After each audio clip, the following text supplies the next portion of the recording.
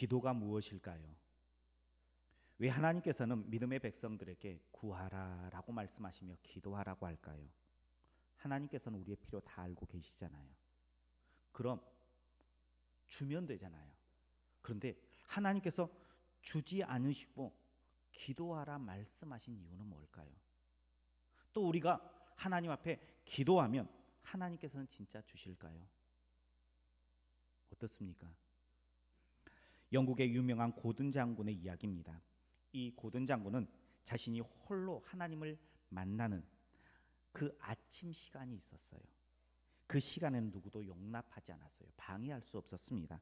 여행을 가거나 전쟁을 하거나 그 아침 막사에는 항상 하얀 손수건이 걸려 있었습니다.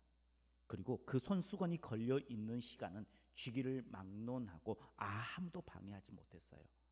아무리 긴박한 보고가 있었고 아무리 생사에 관련된 일이라 할지라도 그 막사 위에 흰 손수건, 하얀 손수건이 걸려 있으면 아무도 방해하지 못하게 하였습니다.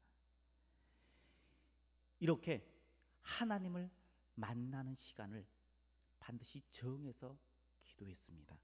또 한 장군이 있습니다. 미국의 하워드 장군입니다. 이는 독실한 그리스도인입니다.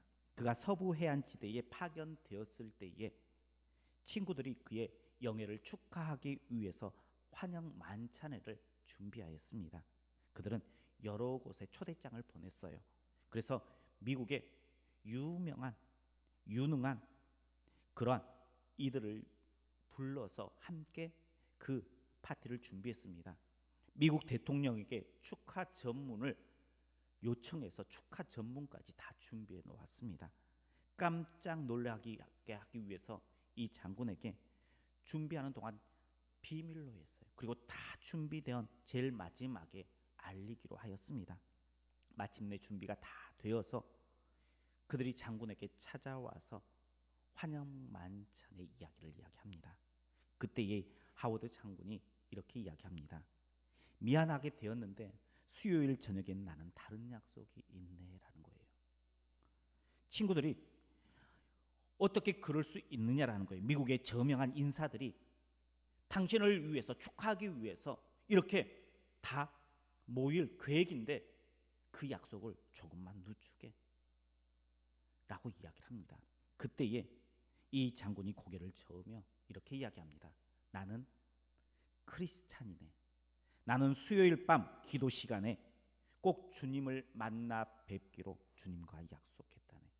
어떤 것도 이 중요한 약속을 깨뜨릴 수 없네라고 이야기를 했습니다. 그래서 그 환영 만찬은 그 다음 날 목요일 날 행해졌다는 거예요. 고든 장군은요, 자신의 가장 중요한 전쟁터에서도요 가장 중요한 시간을 손수건을 걸어서 하나님과 만남을 가졌어요. 기도했어요. 하워드 장군은요, 저명한 인사들이 와도요 그들을 다 물리치고 하나님 앞에 나와 기도하는 시간, 하나님과의 약속을 지키려고 힘썼던 장군이었습니다. 그들은요 기도하는 사람이에요. 그들은요 기도가 얼마나 중요하다는 것을 알고 있는 분들이에요. 그들은요 기도의 덕을 봐본 사람이다라는 거예요. 그럼 우리는 어떻습니까? 기도하는 사람 맞습니까? 기도의 능력을 인정하십니까? 기도의 맛을 경험하셨습니까? 어때요? 우리는 기도하는 사람 맞습니까? 우리 옆에 분들과 함께 인사하겠습니다. 기도하면 길이 열립니다.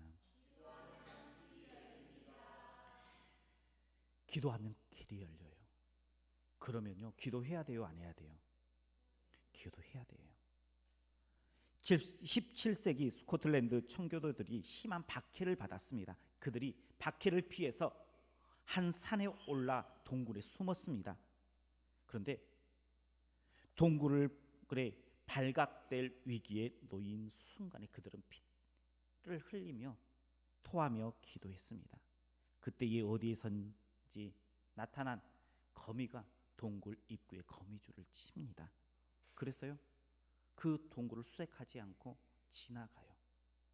그 이야기를 옥스퍼드 템플 교수가 예화를 들면서 기도하라라고 이야기를 했어요. 그때에 예배를 다 마치고 한 학생이 찾아와서 이렇게 이야기합니다. 거미줄은 단지 우연에 불과한 것입니다라고 이야기했어요. 이때에 교수가 웃으면서 이렇게 이야기합니다. 자네 말대로 그것은 우연일 수 있네. 그런데 한 가지 이상한 것은 기도하지 않으면 그 우연도 일어나지 않는다네라고 이야기했다는 거예요. 기도의 능력이 있습니다.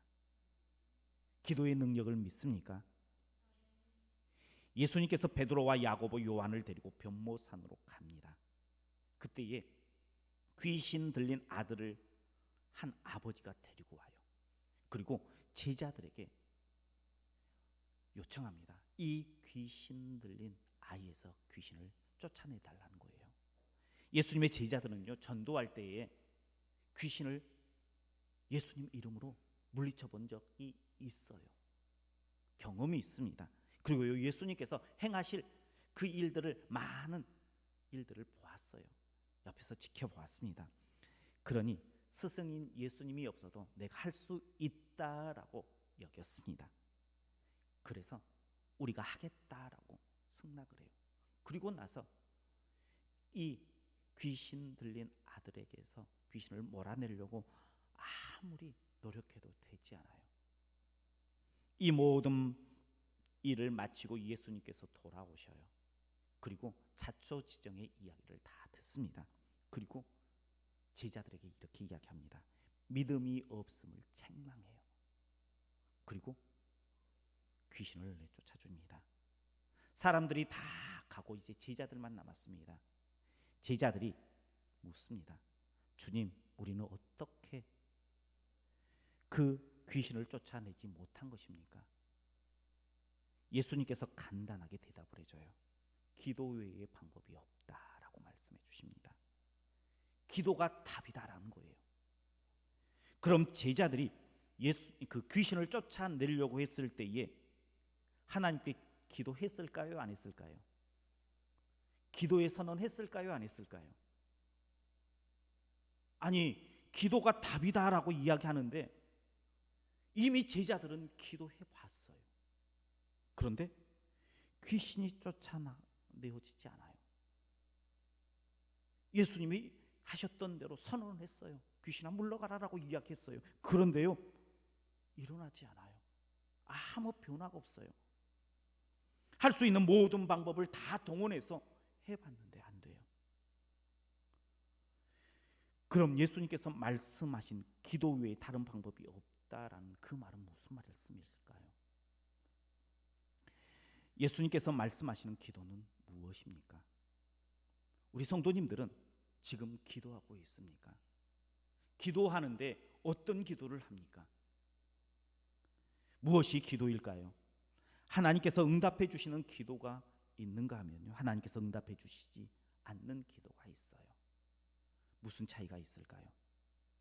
출애굽 17장에 보면요, 출애굽하고 행진하고 있는 이스라엘 백성들을 괴롭히는 아말렉과의 전쟁의 이야기가 나와요. 아마 우리 성도님들께서도 다 잘 아실 거예요. 모세가요, 여호수아에게 너는 군사를 모집해서 싸움터로 나아가라. 나는 산에 올라가 기도하겠다라고 이야기를 합니다. 그리고요, 모세는 자신의 동료인 아론과 홀을 데리고 산으로 올라가요. 산 꼭대기에 서요. 그리고 그때에 여호수아는 전쟁에 임합니다. 그때 놀라운 일이 일어납니다. 모세가 기도할 때에 두 손을 들어서 기도해요. 두 손을 들어 기도할 때에 이스라엘 백성들이 이겨요. 그런데요, 몸이 지쳐요. 전쟁에 뭐 10분 20분 만에 끝나는 것이 아니잖아요. 1시간에 끝나는 것 아니잖아요. 온종일 걸려요. 그러다 보니 손이 피곤해요. 기도의 손이 점점 내려옵니다. 그때는요, 이스라엘이 지고 아말렉이 이겨요. 저는 여기에서 기도의 손이 피곤해서 내려가면 그때에는 모세가 기도하지 않았을까 생각해 보았어요. 모세가 그때는 기도하지 않았을까요? 그때도 기도했을 텐데 기도의 손의 위치가 그렇게 중요할까? 기도할 때에 손을 들고 기도하면 하나님께서 응답해 주시지 않고 손을 모으면 손을 들면 응답해 주시고 모으면 응답해 주시지 않는 것일까? 손의 위치가 그렇게 중요한가? 그런데요, 손의 위치가 아니에요. 기도는 다른 것이 아니라 믿음이에요. 오늘 본문에 보면요, 오늘 본문을요, 마태복음에도 있고 누가복음에도 있어요. 똑같은 그 사건을 기록하고 있는데 마태복음에는요, 제자들이 물어요. 어찌하여 우리가 귀신을 쫓아내지 못한 것입니까? 라고 물었을 때 예수님의 대답은요, 믿음이 작은 까닭이다 라고 이야기해요. 그러면서 너희에게 겨자씨 하나할 만큼의 믿음이 있다 하면 산을 명하여 옮겨져라 그러면 산이 옮길 것이다 라고 말씀해줘요. 그러니 기도는 뭐예요? 믿음이었다는 거예요. 야고보서 1장 5절과 6절 말씀에 이렇게 말씀하십니다. 너희 중에 누구든지 지혜가 부족하거든 모든 사람에게 후히 주시고 꾸짖지 아니하시는 하나님께 구하라. 그리하면 주시리라. 오직 믿음으로 구하고 조금도 의심하지 말라. 아멘. 기도는 믿음이라는 거예요. 귀신 들린 아버지가 예수님을 찾아왔는데 예수님이 없었어요. 그래서 제자들에게 요구했는데 제자들이 고치지 못해요. 예수님을 만났어요. 이 아버지가 아마 예수님께 이야기했을 거예요. 당신의 제자들에게 아무리 요청을 해도 효과가 없습니다. 당신은 할 수 있습니까? 아마 그렇게 물었을 거예요. 그때에 그 가운데에 예수님께서 쫓아낼 수 있다라고 말씀하시면서요, 제자들에게 책망을 해요. 어떻게 책망을 해요? 믿음이 없는 세대다라고 책망을 해요. 내가 얼마나 너희와 함께 하겠느냐, 얼마나 너희에게 참겠느냐라고 이야기를 해요. 여기서 믿음이 없다라고 분명하게 이야기해요. 그리고 제자들이 왜 우리가 쫓아내지 못함입니까? 라고 물었을 때는 뭐라고 이야기해요? 기도 외의 방법이 없다라고 이야기해요.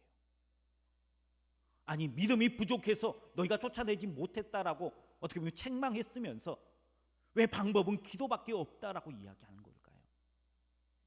그것은요, 다른 것이 아니라 기도가 바로 믿음이기 때문이에요. 기도에 능력을 실어주기 위해서는 우리가 믿어야 된다는 거예요.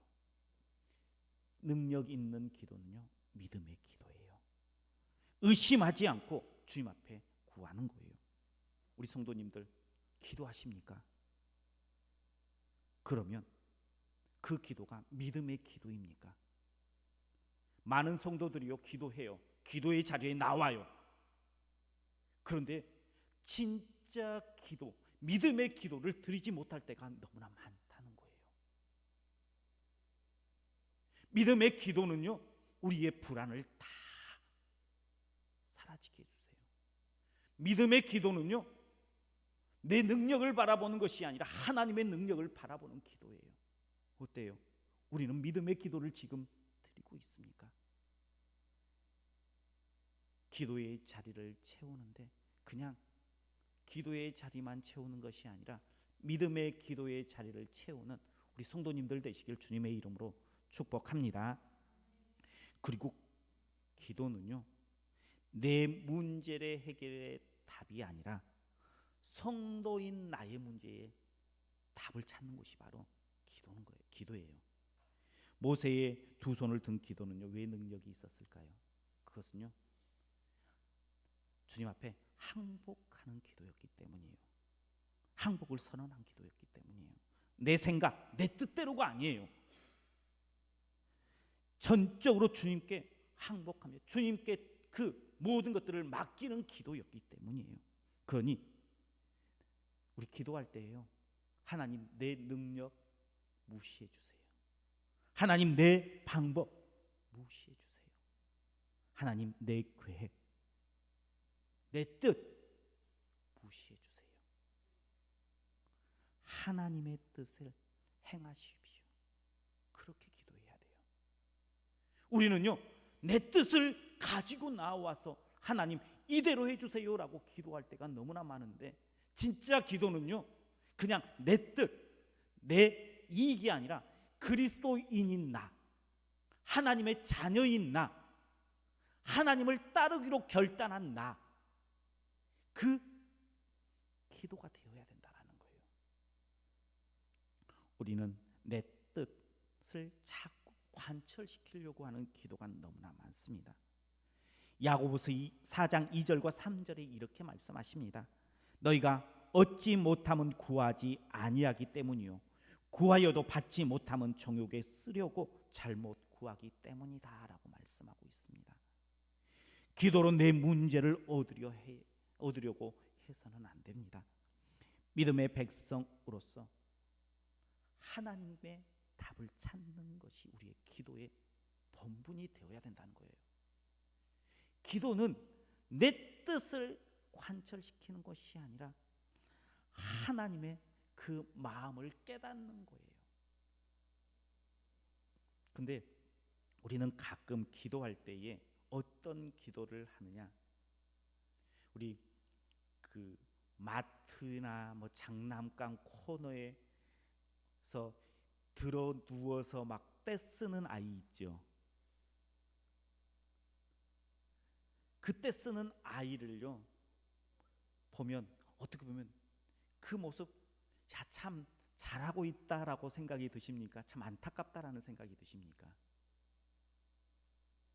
우리의 기도가요, 내 뜻만을 요구하면 그때 쓰는 모습과 똑같은 모습이에요. 그래서요, 기도는 때 쓰는 것이 아니고요, 하나님의 뜻을 아는 거예요. 그것을 놓치면 하나님의 그 놀라운 은혜를 힘입지 못해요. 그런데도 놀라운 것은요, 우리가 그렇게 때로는 때를 쓰면 하나님께서 돌이켜 줄까요, 안 돌이켜 줄까요? 돌이켜 주더라는 거예요. 열왕기하 20장에 보면요, 죽을 병에 걸린 히스기야 이야기가 나와요. 하나님의 계획하심은요, 히스기야가 이제 얼마 있다가 죽는 거였어요. 그래서 이사야 선지자를 통해서 너는 죽음을 준비하라라고 히스기야에게 찾아갑니다. 그런데 그 이야기를 들은 히스기야가요, 얼굴을 벽에 대고 간절히 하나님 앞에 기도해요. 기도했더니 분명 하나님의 뜻은 히스기야가 죽는 거였어요. 그런데 그 뜻을 돌이켰어요. 기도에는요, 하나님의 뜻도요 돌이킬 수 있는 힘이 있다는 거예요. 그리고 예수님께서요 불의한 재판장의 비유를 말씀해 주세요. 과부가 억울한 일이 있었습니다. 그래서요 그 억울한 일을 재판장에게 요구해요. 재판장이 이 과부의 이야기를 들어줄 생각이 전혀 없어요. 근데 이 과부가 어떻게 합니까? 매일 찾아가요. 귀찮게 찾아갑니다. 불의한 재판관이요, 그 과부의 소원을 들어주는데, 너가 정직해서 너가 옳아서 이것을 들어주는 것이 아니라 내가 귀찮아서 그 이야기를 들어준다라고 이야기를 해요. 그러면서 하물며 너희의 아버지 되신 하나님께서는 어떠하겠느냐라는 거예요. 너희를 공감해 주는 하나님이 어떻게 하겠느냐라는 거예요. 포기하지 않고 간청하면요 들어준다는 거예요. 때로는요, 내가 바닥에 누워서 때를 쓰면 부모가 들어줄 때가 있다라는 거예요. 들어준다라고 하나님께서는 이야기해요. 얼토 않는 이야기여도요 한번 떼써 보라는 거예요. 성경은 그렇게 이야기하고 있어요. 너희가 하나님의 마음을 아는 건 너무나 중요하고 하나님의 뜻을 이루어 나아가는 건 너무나 중요하다라고 이야기하면서 동일하게, 그럼에도 불구하고 너희가 너무나 간절히 원한다면 기도해 보라는 거예요. 떼써 보라는 거예요. 그러면서 주님께서 이야기합니다.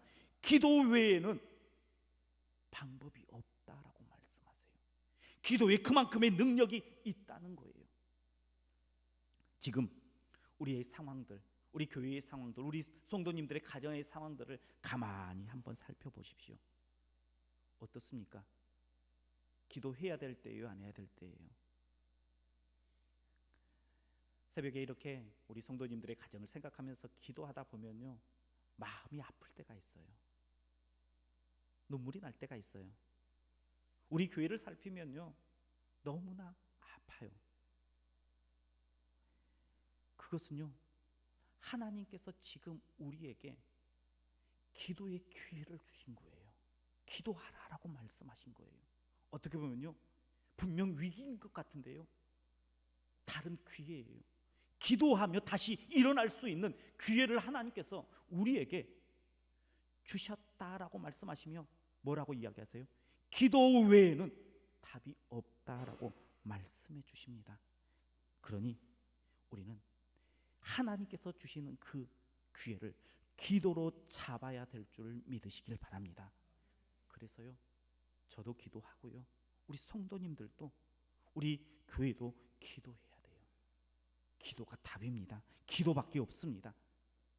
주님께서 다시 우리에게 기도함으로 다시 일어나라라고 말씀하십니다. 그 말씀을 듣고 하나님, 내가 기도로 다시 일어나겠습니다. 믿음의 기도로, 하나님의 뜻을 구하는 기도로, 내가 포기하지 않고 간절히 기도하는 그 기도로 다시 일어나겠습니다 결단하며 하나님 앞에 다시 머리 숙여 기도하기로 마음 먹고 결단하는 우리 성도님들 되시고 우리 교회가 되시길 주님의 이름으로 축원합니다. 기도하겠습니다. 늘 우리와 함께 하시는 여호와 하나님 감사합니다. 기도 외에 방법이 없다 말씀하시고 기도하라라고 말씀하십니다. 하나님, 지금 우리는 우리에게 기도의 기회를 주셨습니다. 기도하게 하시고 기도를 통하여 우리의 막혔던 모든 것들을 다시 회복하여 일어나는 우리 성도님들, 그리고 성도님들의 가정, 우리 교회가 될 수 있도록 축복하여 주옵소서. 예수님 이름으로 기도하옵나이다. 아멘.